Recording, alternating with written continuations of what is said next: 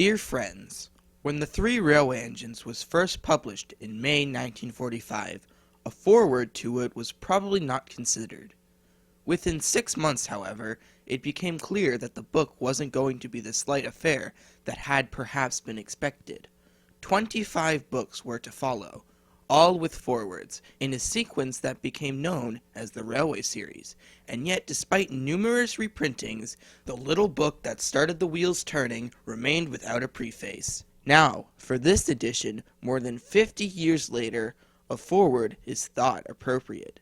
I feel very privileged not only to have been asked to write it, but to have the chance to dedicate the stories to the memory of my father, the creator, Christopher Awdry, the author's son. The Three Railway Engines. Edward's Day Out. Once upon a time, there was a little engine called Edward. He lived in a shed with 5 other engines. They were all bigger than Edward and boasted about it. "The driver won't choose you again," they said. "He wants big, strong engines like us." Edward had not been out for a long time. He began to feel sad. Just then, the driver and fireman came along to start work. The driver looked at Edward. "Why are you sad?" he asked. "Would you like to come out today?" "Yes, please," said Edward. So the fireman lit the fire and made a nice lot of steam.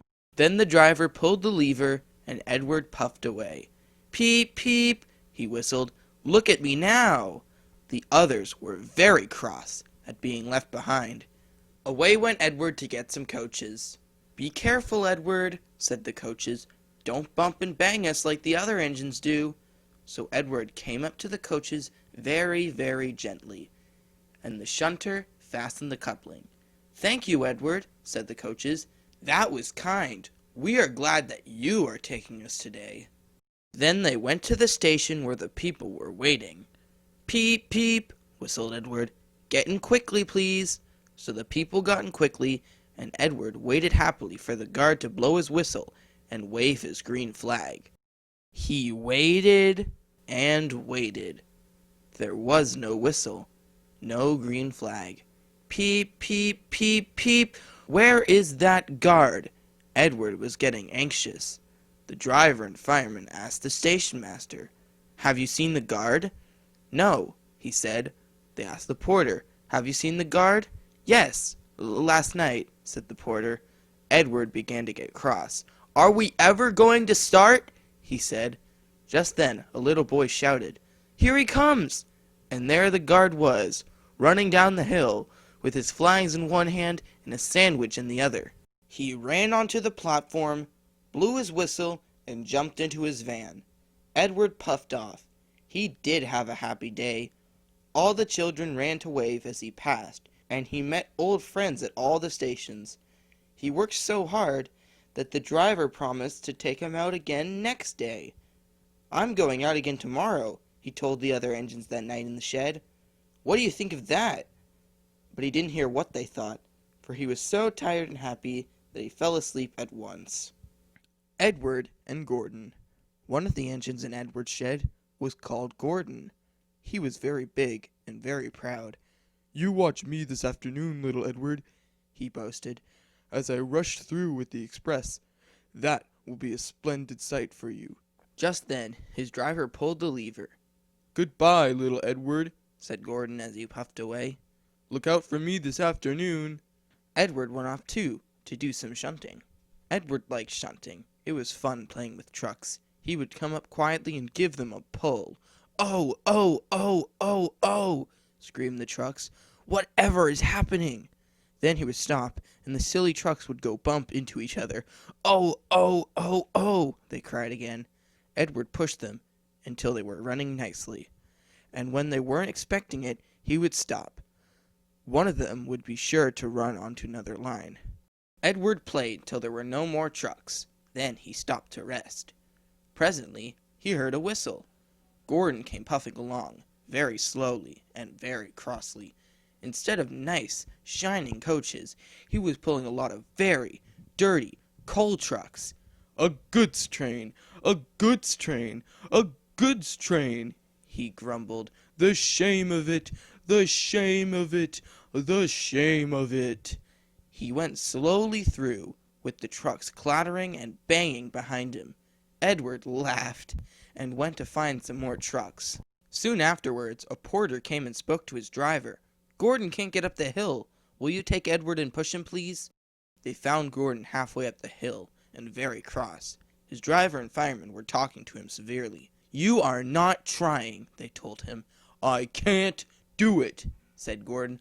"The noisy trucks hold an engine back so. If they were coaches now, clean, sensible things that come quietly, that would be different." Edward's driver came up. "We've come to push," he said. "No use at all," said Gordon. "You wait and see," said Edward's driver. They brought the train back to the bottom of the hill. Edward came up behind the brake van, ready to push. "Peep, peep, I'm ready," said Edward. "Poop, poop, no good," grumbled Gordon. The guard blew his whistle, and they pulled and pushed as hard as they could. "I can't do it. I can't do it. I can't do it," puffed Gordon. "I will do it. I will do it. I will do it," puffed Edward. "I can't do it. I will do it. I can't do it. I will do it. I can't do it. I will do it," they puffed together. Edward pushed and puffed and puffed and pushed as hard as ever he could, and almost before he realized it, Gordon found himself at the top of the hill. "I've done it! I've done it! I've done it!" he said proudly, and forgot all about Edward pushing behind. He didn't wait to say thank you, but ran on so fast that he passed 2 stations before his driver could make him stop. Edward had pushed so hard that when he got to the top, he was out of breath. Gordon ran on so fast that Edward was left behind. The guard waved and waved, but Edward couldn't catch up.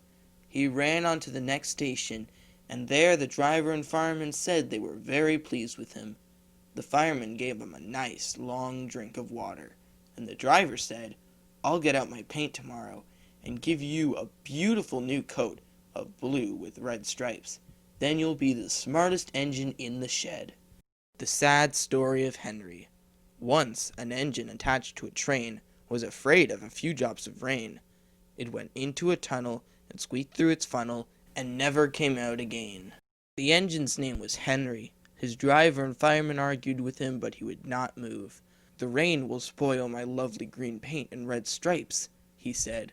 The guard blew his whistle till he had no more breath and waved his flags till his arms ached, but Henry still stayed in the tunnel and blew steam at him. "I am not going to spoil my lovely green paint and red stripes for you," he said rudely. The passengers came and argued too, but Henry would not move. A fat director who was on the train told the guard to get a rope. "We will pull you out," he said, but Henry only blew steam at him and made him wet. They hooked the rope on and all pulled, except the fat director. "My doctor has forbidden me to pull," he said. They pulled and pulled and pulled, but still Henry stayed in the tunnel. Then they tried pushing from the other end. The fat director said, "1, 2, 3, push!" but did not help. "My doctor has forbidden me to push," he said. They pushed and pushed and pushed, but still Henry stayed in the tunnel. At last another train came. The guard waved his red flag and stopped it. The 2 engine drivers, the 2 firemen, and the 2 guards went and argued with Henry. "Look, it has stopped raining," they said. "Yes, but it will begin again soon," said Henry. "And what would become of my green paint with red stripes then?" So they brought the other engine up, and it pushed and puffed and puffed and pushed as hard as ever it could. But still Henry stayed in the tunnel. So they gave it up. They told Henry, "We shall leave you there for always and always and always." They took up the old rails, built a wall in front of him, and cut a new tunnel. Now Henry can't get out, and he watches the trains rushing through the new tunnel. He is very sad because no one will ever see his lovely green paint with red stripes again. But I think he deserved it. Don't you? Edward, Gordon, and Henry. Edward and Gordon often went through the tunnel where Henry was shut up. Edward would say, "Peep, peep, hello," and Gordon would say, "Poop, poop, poop, serves you right." Poor Henry had no steam to answer. His fire had gone out. Soot and dirt from the tunnel roof had spoilt his lovely green paint and red stripes. He was cold and unhappy and wanted to come out and pull trains too. Gordon always pulled the express. He was proud of being the only engine strong enough to do it. There were many heavy coaches, full of important people, like the fat director who had punished Henry. Gordon was seeing how fast he could go. "Hurry, hurry, hurry," he panted. "Trickety-trock, trickety-trock, trickety-trock," said the coaches. Gordon could see Henry's tunnel in front. "In a minute," he thought, "I'll poop, poop, poop at Henry and rush through and out into the open again." Closer and closer he came. He was almost there when, crack! Wheesh! He was in a cloud of steam and going slower and slower. His driver stopped the train. "What has happened to me?" asked Gordon. "I feel so weak." "You've burst your safety valve," said the driver. "You can't pull the train anymore." "Oh dear," said Gordon. "We were going so nicely too. Look at Henry laughing at me." Gordon made a face at Henry and blew smoke at him. Everybody got out and came to see Gordon. "Humph," said the fat director. "I never liked these big engines. Always going wrong. Send for another engine at once." While the guard went to find one, they uncoupled Gordon and ran him on a siding out of the way. The only engine left in the shed was Edward. "I'll come and try," he said. Gordon saw him coming. "That's no use," he said. "Edward can't pull the train." Edward puffed and pulled and pulled and puffed, but he couldn't move the heavy coaches. "I told you so," said Gordon rudely. "Why not let Henry try?" "Yes," said the fat director, "I will." "Will you help pull this train, Henry?" he asked. "Yes," said Henry at once. So Gordon's driver and fireman lit his fire. Some plate layers broke down the wall and put back the rails, and when he had steam up, Henry puffed out. He was dirty, his boiler was black, and he was covered with cobwebs. "Ooh, I'm so stiff. Ooh, I'm so stiff," he groaned. "You better have a run to ease your joints, and find a turntable," said the fat director kindly. Henry came back feeling better, and they put him in front. "Peep, peep," said Edward. "I'm ready." "Peep, peep, peep," said Henry. "So am I." "Pull hard, pull hard, pull hard," puffed Edward. "We'll do it, we'll do it, we'll do it," puffed Henry. "Pull hard, we'll do it, pull hard, we'll do it, pull hard, we'll do it," they puffed together.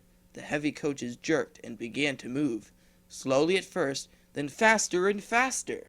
"We've done it together, we've done it together, we've done it together," said Edward and Henry. "You've done it, hooray! You've done it, hooray! You've done it, hooray!" sang the coaches. All the passengers were excited. The fat director leaned out of the window to wave to Edward and Henry, but the train was going so fast that his hat blew off into a field where a goat ate it for his tea.